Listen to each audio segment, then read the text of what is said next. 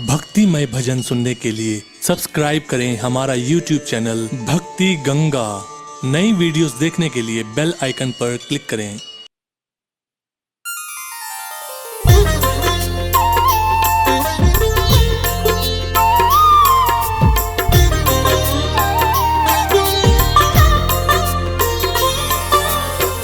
रघुपति राघव राजा राम, पतित पावन सीताराम। बोलिए मर्यादा पुरुषोत्तम भगवान श्री रामचंद्र जी महाराज की। भक्तों, गोस्वामी तुलसीदास जी द्वारा रचित रामचरितमानस भगवान श्री रामचंद्र जी की लीलाओं से परिपूर्ण है। किस तरह श्री हरि विष्णु ने महाराजा दशरथ नंदन राम के रूप में धरती पर अवतार लिया और पापी रावण का अंत कर धरती पर राम राज्य स्थापित किया। रामायण में प्रभु राम की अनेकानेक लीलाओं का वर्णन है, जिनमें से एक मार्मिक कथा अहिल्या उद्धार की कथा मैं आज आपको सुनाने जा रहा हूं। तो एक बार फिर बोलिए मर्यादा पुरुषोत्तम भगवान श्री रामचंद्र जी महाराज की।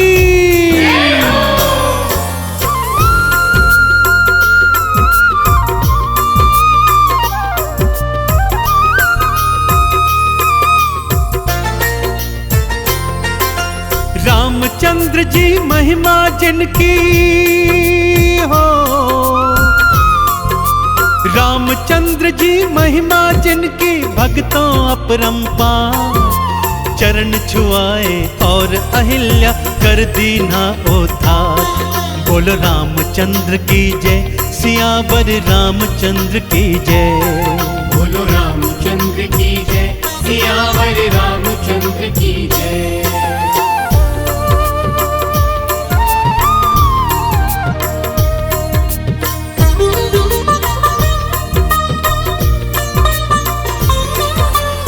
धरती माँ के आह्वान पर श्री हरि विष्णु ने धरती पर महाराजा दशरथ के पुत्र श्री राम के रूप में जन्म लिया।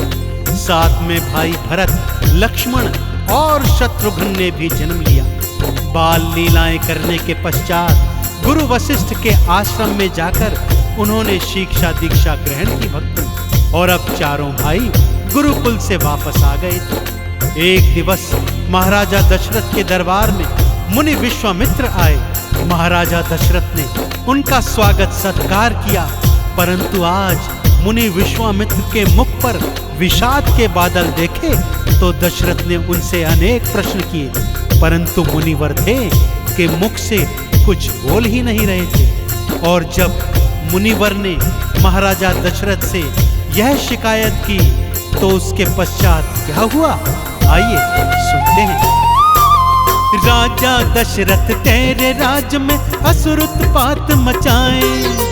हम ऋषियों का यज्ञ है राजन, पूर्ण ना हो पाए। इसी समय श्री रामचंद्र और लक्ष्मण साथ में भेजो।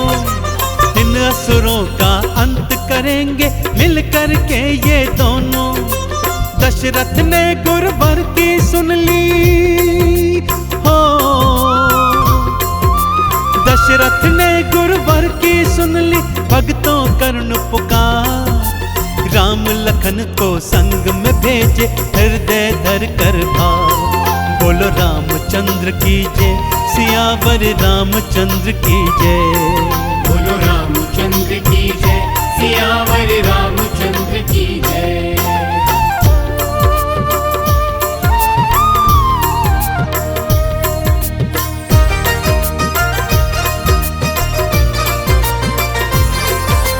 राम और लक्ष्मण मुनि विश्वामित्र के साथ वनों में आ गए भक्तों, और उनके यज्ञ की रक्षा करने लगे।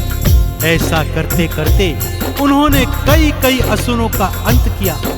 एक दिन वन भ्रमण करते करते एक निर्जन स्थान पर पहुंचे, जहां का वातावरण अत्यंत रहस्यमयी था और भयानक भी था। पूछने पर मुनिवर ने बताया, यह स्थान महामायावी राक्षसी ताड़िका का है, जिसका तुम्हें अंत करना है राम। प्रभु राम के मन में प्रश्न आया, गुरुवर वो तो एक स्त्री है और स्त्री का वध नीति अनुकूल नहीं। परंतु गुरुवर ने कहा, हे राम, जो पाप करता है उसका अंत करना तुम्हारा प्रथम कर्तव्य है।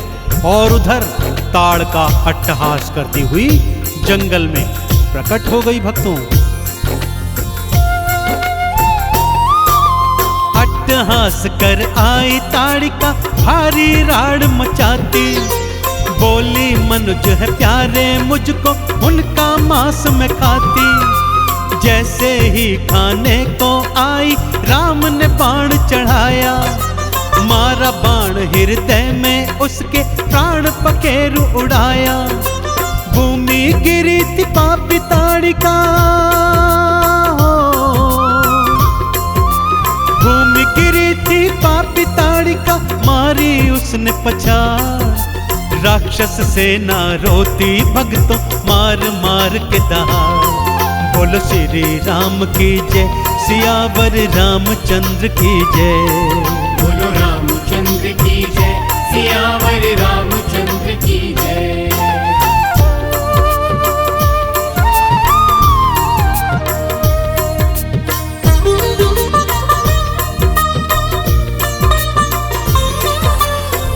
ताड़का और सुबाहु जैसे महाराक्षसों का अंत करने के पश्चात राम और लक्ष्मण मुनि विश्वामित्र के यज्ञ की रक्षा करते रहे।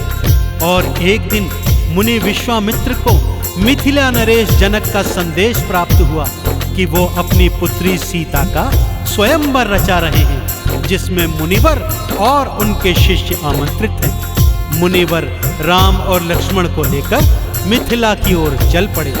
मार्ग में एक वीरान आश्रम दिखा। वहां पत्थर की शिला से राम नाम की ध्वनि प्रस्फुटित हो रही थी, जिसका रहस्य मुनिवर ने यूं बतलाया। पत्थर की ये शिला नहीं थी, ये तो कभी थी नारी। गौतम ऋषि की नार अहिल्या श्रापित हुई बेचारी। बड़ी करुण गाथा है इसकी, आओ तुमको सुनाऊं। ध्यान लगा कर सुनना दोनों, आओ मैं बतलाऊं। तुमरे ही चरणों से होना हो, तुमरे ही चरणों से होना इसका तो उद्धार। इसीलिए तो आए हैं हम आज यहाँ इस द्वार। बोलो रामचंद्र की जय, सियावर रामचंद्र की जय।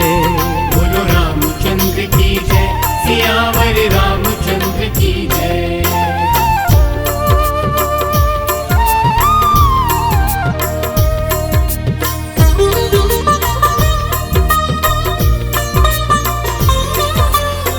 इसकी करुण कथा इस तरह है राम। गौतम ऋषि गृहस्थ होकर भी घनघोर तपस्वी थे और उनकी पत्नी अहिल्या अत्यंत पतिव्रता नारी थी। वो नित्य प्रति भोर की पहली किरण के साथ साथ गंगा स्नान हेतु चले जाते थे, परंतु इंद्र उनके तप को भ्रष्ट करना चाहता था। अतः उसने एक चाल चली, मध्य रात्रि को मुर्गे की बांग दे दी। गौतम ऋषि भोर हो गई जानकर गंगा स्नान को चल दिए और इधर इंद्र उनका रूप धरकर कुटिया में प्रवेश कर गया और अहिल्या के साथ प्रेम क्रीड़ा करने लगा। उधर गौतम ऋषि जब वापस आए तब उन्होंने अहिल्या को इंद्र के साथ प्रेम रत देखा और क्रोध में आकर उन्हें श्राप दे दिया कि जा तू पत्थर की शिला बन जा। परंतु जब सत्य जाना तो उसे मुक्ति का उपाय बताया कि राम चरणों की धूलि से एक दिन तेरा उद्धार होगा। जाओ राम अब देर करो ना, शिला के सन्मुख जाओ। पाथर नारी अहिल्या से तुम अपने चरण छुआओ। जैसे ही वो चरण छुआए पत्थर बन गया नारी। रामचंद्र की चरण धूलि से नार अहिल्या तारी। चरणों में वंदन करती है, ओ चरणों में वंदन करती है अहिल्या 100 बार। चली गई थी अहिल्या नारी गौतम ऋषि के द्वार। बोलो राम रामचंद्र की जय, सियावर रामचंद्र की जय। बोलो रामचंद्र की जय, सियावर रामचंद्र की जय।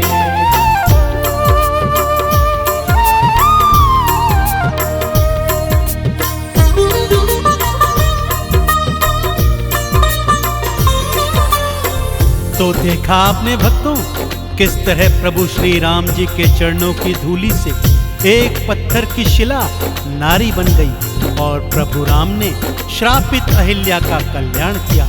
तो आप भी यदि प्रभु श्री राम की कृपा को प्राप्त करना चाहते हैं तो तत्काल प्रभाव से प्रभु श्री राम जी के नाम को जपना प्रारंभ कर दीजिए, क्योंकि वेद पुराण भी यही कहते हैं, राम से बड़ा राम का नाम, राम से बड़ा राम का नाम। तो बोलिए भगवान श्री रामचंद्र जी महाराज की। राम नाम को जप के तर गई भक्तों नार अहिल्या, राम नाम गाते हुई पूर्ण शबरी की तपस्या। राम नाम को जप के जटायु लोक वैकुंठ सिधारे, राम भक्त हनुमान सदा ही राम राम ही उचारे। चंदन तिलक लगाएगा जो,